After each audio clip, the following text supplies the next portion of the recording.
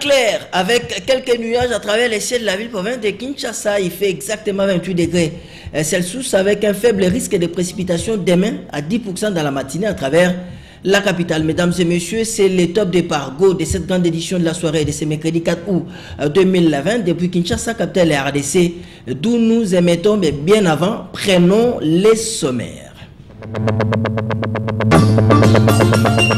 Sur 80 participants à la séance plénière d'aujourd'hui, 78 sénateurs ont voté pour, 2 sénateurs ont voté contre, aucune abstention. Par conséquent, le Sénat a adopté les projets de loi portant prorogation de l'état de siège dans les provinces de l'Ituri et du Nord Kivu. Ils ont tenu à manifester leur mécontentement suite à la prorogation de la mesure portant fermeture et des discothèques boîtes de nuit dans la capitale. Les DJ, MC, serveurs et autres ont déposé un mémo cet avant-midi auprès du gouvernement provincial.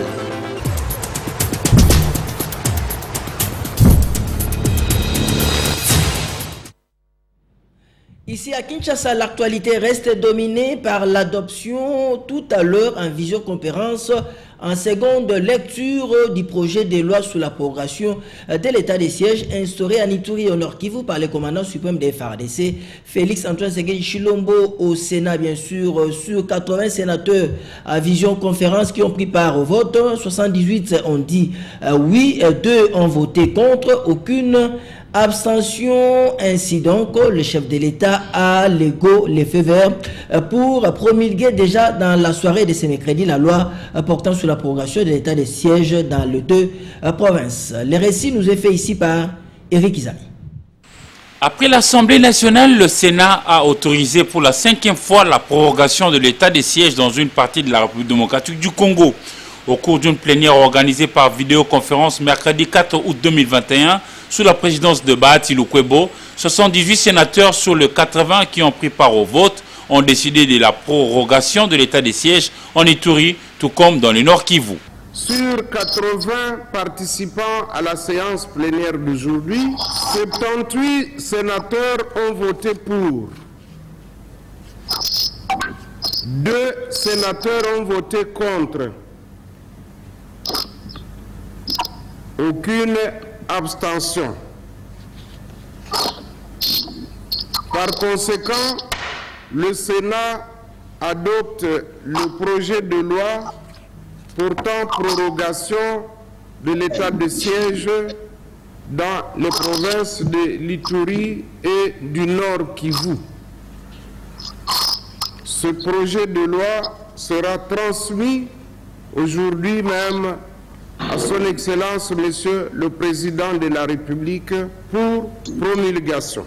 Mais avant ce vote, plusieurs sénateurs ont émis le vœu de voir le gouvernement Sama Lukonde faire une évaluation de l'état de siège décrété par le président de la République, Félix Antoine Tshisekedi Tshilombo, depuis près de 90 jours déjà.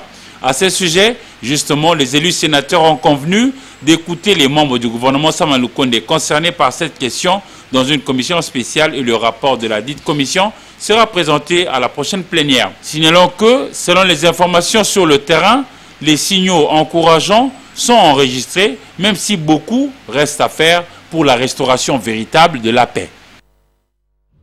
Dans le même chapitre, nous quittons Kinshasa, direction la partie est de la République du Congo, plus exactement dans la province de l'Ituri, avec cette vaste opération humanitaire menée de main de maître par l'administration militaire de la province de l'Ituri. Une opération qui a consisté à donner des dons de plusieurs tonnes aux déplacés ou population des 2 territoires, Irumu et Djougou. Justement, cette opération fait suite aux attaques, bien sûr, menées par les FARDC qui ont récupéré plusieurs positions des rebelles dans ces coins de la RDC. Le récit nous est fait ici par le lieutenant Jules Ngongo de la presse militaire. La situation sécuritaire étant maîtrisée, est stabilisé dans plusieurs coins de l'Ituri par les forces armées, l'air est au retour de la population dans leurs villages respectifs et à la remise des assistances humanitaires émanant du gouvernement de la République. Voilà le fait final recherché par le chef de l'État et commandant suprême des forces armées et de la police, Félix Tshisekedi Tshilombo, en cette période de l'état de siège. Le vice-gouverneur, commissaire divisionnaire à Longaboni Benjamin, accompagné de députés du territoire de Djougou, s'est rendu au village Katoto pour la remise symbolique de cette aide humanitaire du pouvoir central par le trichement du ministre des Actions humanitaires. Aussi modeste soit-il, acceptez-le, et que chaque déplacé puisse bénéficier ne serait-ce que d'une petite quantité symbolique pour marquer l'attachement du gouvernement à son peuple. Et lorsque vous êtes en train de distribuer ces vivres, propager la paix. Bâtissons la paix. La guerre ne construit jamais nulle part. De son côté, le gouverneur militaire, accompagné des élites du peuple, s'est rendu à Komanda, en territoire d'Irumu, pour réconforter la population victime des atrocités du rebelle ADF en chefferie de Walese Vunkutu. Ces produits de première nécessité à distribuer aux déplacés sont plus de 2650 tonnes et 4000 tonnes de médicaments. Malgré cette aide humanitaire, l'essentiel, c'est la restauration de la paix, a insisté le lieutenant-général Luboya Kanshamadjoni dans un meeting populaire.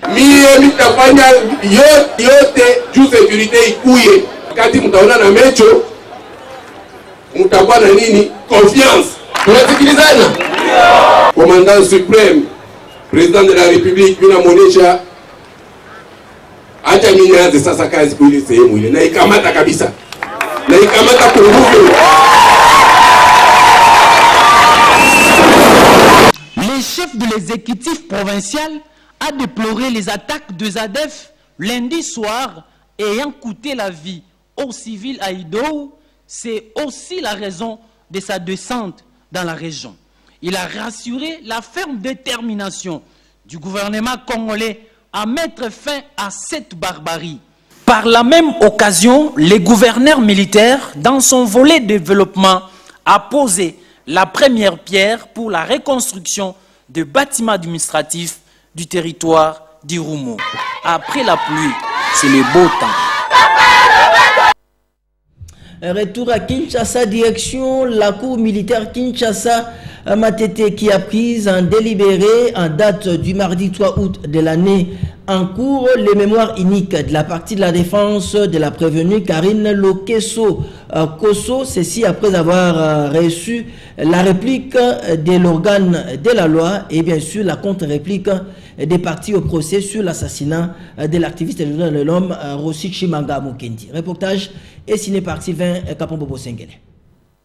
L'audience de la cour militaire de Kinshasa Matete de ce mardi 3 août 2021 a été consacrée à la réplique du ministère public sur les moyens développés par la défense de la prévenue Karine Lokeso Koso, accusée de meurtre de Rossi Mukendi Chimanga en complicité avec les brigadiers en chef Tokis Kumbu Gérard. L'organe poursuivant a circonscrit sa réplique en 3 points. Le lieutenant-colonel magistrat Parfait Mbutamutu a d'abord minimisé les mémoires uniques de la partie prévenue pour le fait qu'il a été inscrit sur les registres civils alors que les dossiers de l'affaire se trouvent devant une juridiction militaire. L'organe poursuivant a demandé à la Cour son rejet pur et simple. Alors que la défense de la prévenue, commissaire supérieur adjoint Lokeso Koso Karine, sollicitait de la Cour la nullité de la procédure antérieure à la comparution de sa cliente, l'organe poursuivant a soutenu que ces moyens ne tiennent pas debout, car les dossiers du prévenu Tokis et celui du major Karine sont tous examinés au premier degré. S'agissant de l'obscurité des libellés évoquée par maître Étienne Lombela à l'audience précédente, l'organe accusateur a demandé à la Cour de ne pas faire droit à ces moyens de la défense. Tout a été fait conformément à la loi, a dit le ministère public. Les parties civiles ont fait sienne la réplique de l'organe de la loi. La Cour militaire de Kinshasa Matete, présidée par son premier président, Le lieutenant-colonel magistrat Koufi Manzila José a donc pris en délibéré les 10 mémoires uniques. Elle va se prononcer par un arrêt avant dire droit dans les délais de la loi. On garde la main de Sylvain Kapombo Sengele, une fois de plus pour parler de nouveau de la justice militaire. La haute cour militaire a poursuivi en date du mardi 3 août de l'année en cours l'instruction dans l'affaire opposant le ministère public auditeur général près la cour militaire et partie civile aux 13 prévenus accusés tous de vol à main armée. Association des malfaiteurs. Bien avant, la Cour a rejeté la demande, la troisième demande consécutive, demande la mise en liberté du prévenu Papi Chabot. Détail. L'affaire mettant en cause l'auditeur général, ministère public près la haute cour militaire et partie civile contre les 13 prévenus, dont M. Lomata Congoli Constant, poursuivi pour association des malfaiteurs et vol à main armée, a été appelé le mardi 3 août 2021. Siégeant en matière répressive au premier degré, la haute cour militaire, dans sa chambre présidée par le colonel magistrat Mukendi Chidja Freddy, a poursuivi l'instruction en auditionnant les prévenus Lomata, ancien gouverneur de la province de la Chopo. L'interrogatoire a porté notamment sur le rôle qu'il a joué dans cette opération de vente de 20 kilos de lingots d'or d'une valeur de 200 000 $ américains, dont le sieur Kassereka déclare être victime d'une escroquerie de la part des prévenus. Confronté à d'autres co-prévenus, dont Papi Chabot, ce dernier a soutenu que c'est son cousin Guy Lubabangoy Kisola qui lui avait cité le nom de Constant Lomata comme étant celui qui s'est intéressé premièrement à l'achat de ces colis d'or avant d'entendre parler de M. Kassereka comme acheteur. La partie civile Palos, qui s'est dit être le directeur commercial de M. Kassereka, a lui aussi déposé devant la haute cour militaire. Ayant vécu le fait, il a expliqué comment la scène s'était déroulée le 25 août 2020, lorsque un groupe de personnes en tenue civile, munis d'une arme, avait fait irruption dans l'appartement de son patron, situé sur l'avenue Kabinda, pour accomplir leur mission. On va parler autre chose à présent. L'Agence pour la prévention et la lutte contre la traite des personnes continue à sensibiliser les populations des municipalités de la ville-province de Kinshasa. La place des choix, cette fois-ci, a été laissée à la commune de Maluku, située dans la périphérie est de la capitale. Le reportage est signé par José Moussangana. Non à l'exploitation de l'homme. Et petit Sami Kobali Samutuna Makasi. Et petit Sami Kokoti Samwana Moke. Na Mosala ya Kisoda.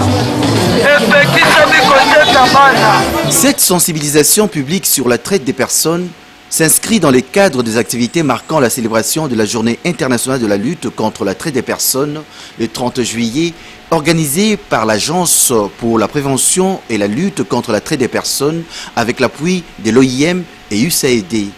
C'est dans cette optique que l'APLTP est descendu sur le terrain, précisément à Maluku, pour rencontrer jeunes et vieux, filles et garçons, afin de leur faire voir le danger lié à ce fléau et de les préparer à être vigilants. Tout a commencé à Maluku Centre, zone 6, où les jeunes gens de blanc vêtus avec inscription de l'agence ont véhiculé un message fort sur l'identification de la traite, comment la prévenir et la dénoncer lorsqu'on en est victime.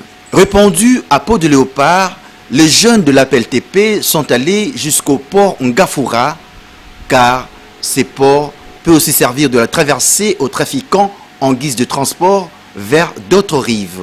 Compte tenu de l'immensité du pays, la sensibilisation se poursuivra en vue de permettre au plus grand nombre d'être vigilants et éveillés par rapport à cette épée de Damoclès suspendue sur la République démocratique du Congo. Restons toujours à Kinshasa, nous allons prendre la direction de la 11e rue Limité industrielle. Patrick Kayembe Soumpi, c'est le nouveau directeur général de l'Institut national de préparation professionnel. Il a pris ses fonctions le mardi 3 août devant les agents et cadres de cette institution et il a pris bien sûr la place de M. Maurice Chikuya. Patrick Kayembe Soumpi promet de travailler dans l'unité pour un rendement efficace de cet institut.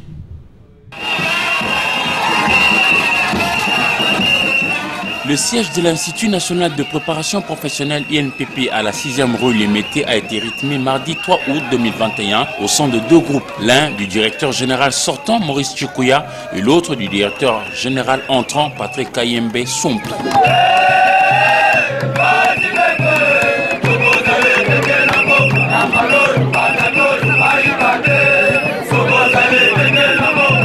La remise et reprise a toujours été une cérémonie relativement brève, mais celle-ci a été pour le moins un rendez-vous qui a paru laborieux dans la procédure. Et finalement, les deux parties ont convenu en frères et ont échangé les pièces du procès verbal pour ainsi signer la réelle prise de fonction par le nouveau directeur général de l'INPP, Patrick Kayembe Soumpi. Et voici ses premiers mots invitant tout le monde au travail pour mieux gagner ensemble. Tous à la tendance T. Nous devons avoir une entreprise solide et unie. Celui qui est uni, pour ça la musala et au Kenya Liboso. Nous devons avoir un travail. Nous devons organiser que notre favoritisme et le clientélisme. Il fallait déjà révoluer. Nous sommes à mériter. Comme ça, attention et vous allez dans l'entreprise télé. C'est une méritocratie et zali, attention et vous allez. J'espère que vous nous bien. Je vous garantis, je vais travailler, on va travailler la main dans la main et dans la collaboration. Dans une République démocratique du Congo où les jeunes gens espèrent accéder à un savoir pour créer de l'emploi, l'INPP a beaucoup contribué et poursuit encore ce bel exercice louable de préparer professionnellement la main-d'œuvre congolaise avec l'accompagnement du président du conseil d'administration, Léonard Mota Mwanangaliema.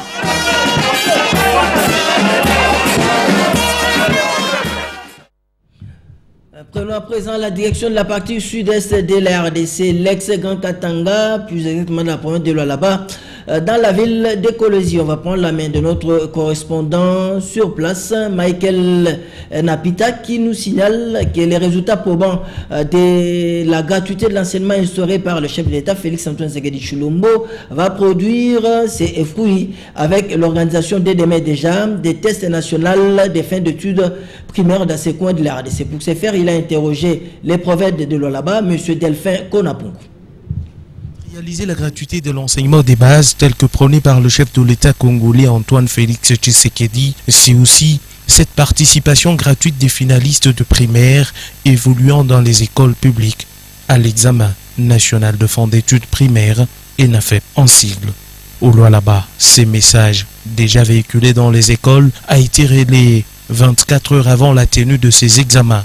Les écoles primaires publiques qui sont dans la gratuité, ceux-ci ne payent absolument rien.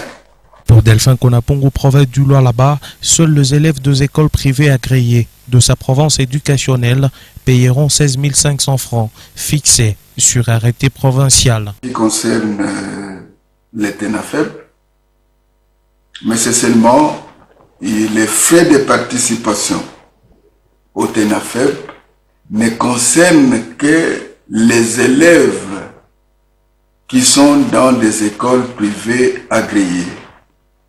Et ces frais sont fixés à 16 500 francs congolais. 24 heures avant que ces élèves se rendent au centre des passations d'examen, tout est fin prêt, dixit les directeurs de la province éducationnelle du Lualaba. Nous sommes prêts et hier nous avons tenu la réunion préparatoire avec tous les membres du comité provincial en ce qui concerne la supervision provinciale.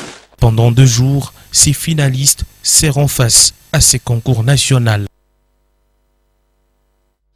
Justement, on reste toujours dans cette ambiance de l'organisation des tests nationaux de fin d'études primaires à travers les territoires nationaux. Ici à Kinshasa, les travaux de préparation vont très bien.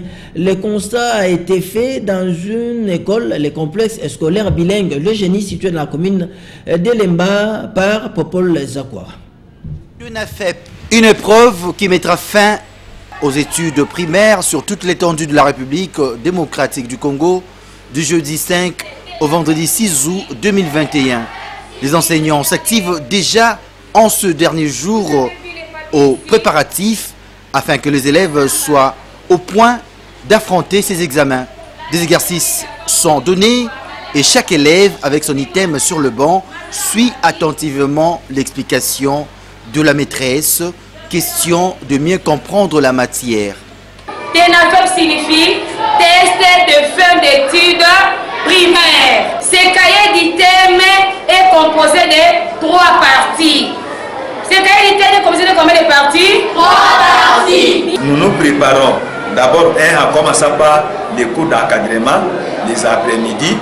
Nous touchons les items de tous les côtés. Il y a maintenant les items à 2 volets, les items à 3 volets. Et maintenant, nous enseignons aux enfants comment il faut découvrir les questions. Ces élèves sont convaincus de réaliser 100%. Pour le TENAFEP, tous les élèves se préparent très bien pour le TENAFEP. Donc nous sommes sûrs que nous allons obtenir 100%, nous allons réussir. Notre école sera parmi les meilleures écoles. On ne peut que leur souhaiter bonne chance. Retournons de nouveau dans la province de Lualaba, dans la partie sud-est, plus exactement dans son chef-lieu Kolwezi. On va retrouver la main bien sûr de notre correspondant sur place, Michael Napita, qui nous signale qu'il y a une confusion qui règne entre transporteurs et clients, bien sûr autour de la non-exécution de l'arrêté urbain fixant les prix de transport en commun dans ces coins de la capitale consécutive à la grève des pétroliers.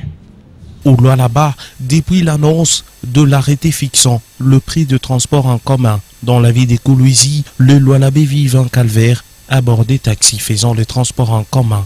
Une situation qui sévit après la récente grève de pétroliers qui a eu pour conséquence la hausse du prix de carburant à la pompe.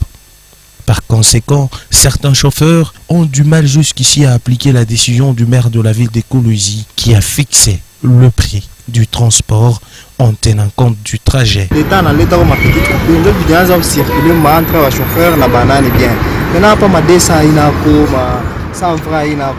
Nous avons énormément besoin des petites coupures pour nos transactions avec nos clients. Actuellement, comme il n'y en a pas, nous avons du mal à respecter la tarification de la mairie. C'est donc très difficile de se retrouver avec toutes ces restrictions. Nani carburant 2250. D'accord, perdant. Les personnes, bon, je vais regarder ma boubaye. Ma corona, ni 4 personnes. Quand il y a 3 personnes, quand même c'est bien. D'abord 3 personnes, ils vous parlent à ligne. Outre la non-applicabilité de l'arrêté de l'autorité urbaine, pour certains chauffeurs, le manque de petites coupures sur terrain serait à la base des incompréhensions entre eux et leurs clients. Sans petites coupures, difficile de faire nos transactions avec nos clients. Cela fait que nous sommes obligés de prendre 2 personnes à 1500 francs congolais en majorant la course de 650 francs congolais à 750 francs congolais par personne. Tuna irespecte ni kusema kama muntu anaingia na 650 ma 100 francs na ma 50 francs iko nguvu. Kama muntu anaingia na 650 yake tuko na bei. Umwe batatu 2000 francs. Retour à Kinshasa, capitale de la RDC, mécontents de l'arrêt de leurs activités depuis plus de 30 jours à travers la capitale. Le tenancier prestataire des discothèques, boîtes de nuit et terrasses dans la capitale ont battu les pavés tout à l'heure à travers les acteurs de la ville pour chuter à l'hôtel de ville où un mot a été déposé pour demander à l'autorité provinciale de décider la réouverture des discothèques et boîtes de nuit à travers la ville-province de Kinshasa. Africa Mujinga, Céline Bayabou, Cynthia Reportage. Avec un message clair et net, tel cri d'alarme, pourquoi nous seulement? DJ, nettoyeur, manager, MC, opérateurs culturels et autres ont bâti le pavé dans la capitale ce mercredi 4 août pour exprimer leur mécontentement et ras-le-bol sur la nouvelle prorogation de la décision portant sur la fermeture des discothèques à travers la capitale. Ces acteurs qui interviennent dans le fonctionnement des discothèques et boîtes de nuit disent ne pas comprendre comment les terrasses et boîtes de nuit restent fermées alors que le culte s'organise dans les églises, les manifestations politiques se tiennent un peu partout à travers la capitale et que certaines autorités prennent part à des fêtes sans l'observation de gestes barrières. Pour cette catégorie professionnelle, cette énième prorogation de la mesure apporte un coup fatal aux terrasses, boîtes de nuit et discothèques de la ville. Nous voyons qu'il y a des mesures d'accompagnement qui accompagnent les mesures prises. Mais nous ici, il n'y a pas de mesures d'accompagnement. Nous sommes à la maison, nous sommes en train de croupir à la maison. Nous devons payer nos loyers, nous devons payer. Il y a des étudiants qui sont là, ils doivent payer les frais académiques. Il y a des pères de famille qui sont là, ils doivent payer à manger pour leurs enfants, ils doivent scolariser leurs enfants parce que ces enfants-là, ils doivent bénéficier d'une bonne éducation. Et s'il n'y a pas de travail, comment ces enfants-là vont étudier? C'est pourquoi nous sommes là pour demander juste au président de la République et à notre gouverneur Gentini Ngobila d'alléger un peu les mesures prises pour combattre la Covid-19. S'ils veulent continuer avec ces mesures, qu'ils nous donnent des mesures d'accompagnement afin que nous puissions survivre. Nous sommes tous Congolais et nous avons le droit. Juste après la marche, une délégation des prestataires de boîtes de nuit et discothèques a été reçue par l'équipe du gouvernement provincial à l'hôtel des villes. Sur place, un moment a été déposé pour exiger la réouverture des discothèques et boîtes de nuit. À titre de rappel, sur recommandation du secrétariat technique, le chef de l'État a décidé en date du 15 juin de l'année en cours la fermeture des boîtes de nuit, discothèques et terrasses à travers le territoire national pour endiguer la troisième vague de la pandémie de Covid-19 avec son variant Delta. La balle est donc dans les camps des autorités pour répondre aux desiderata de cette catégorie de personnes qui ont en train de subir les effets négatifs de cette décision. On va prendre ou faire un clin d'œil dans les bacs pour les parutions de ce mercredi 4 août à travers bien sûr la capitale. La revue de presse, lecture et commentaires, sélection, Patrick Polido, Gazani.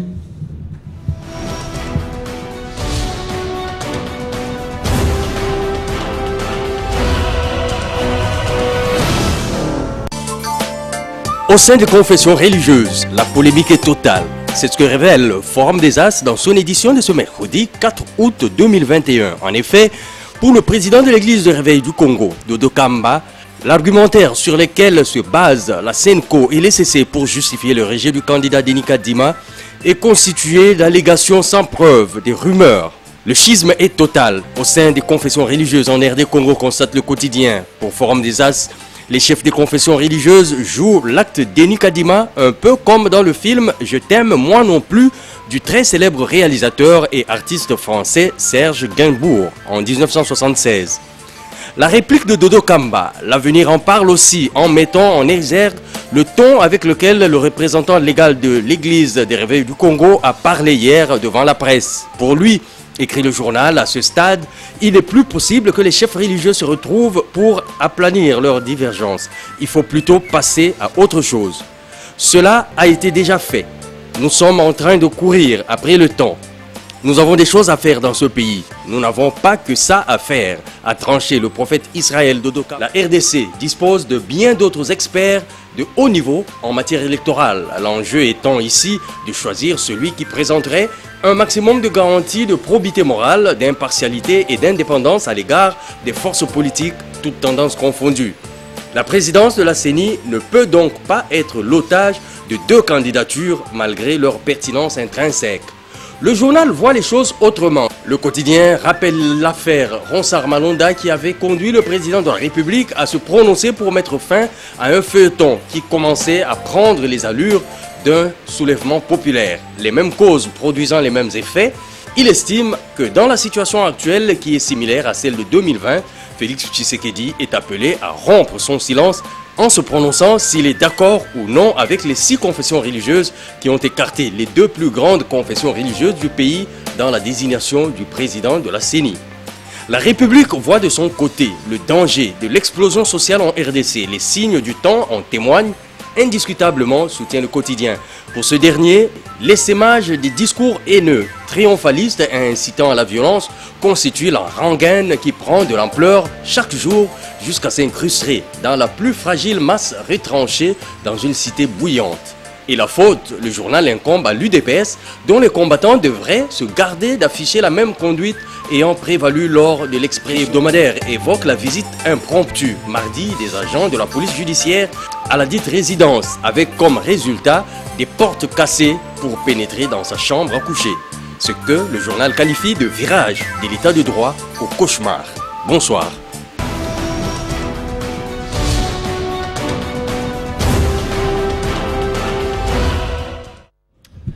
Voilà, c'est sur cette balade des journaux que nous tirons un trait à cette grande édition de la soirée, mais bien avant, prenons les rappels des titres.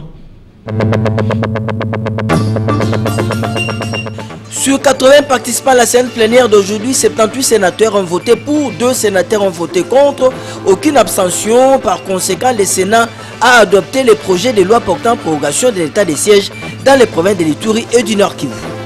Ils ont tenu à manifester leur mécontentement suite à la prorogation de la mesure portant fermeture des discothèques boîtes de nuit dans la capitale. Les DJ, MC, serveurs et autres ont déposé un mémo cet avant-midi auprès du gouvernement provincial.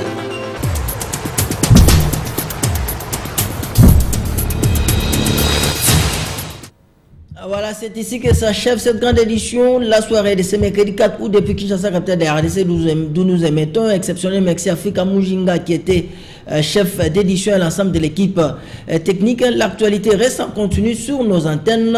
Mesdames et messieurs, merci d'avoir été des nôtres. Prenez soin de vous, chaque jour est une vie. Au revoir et à la prochaine.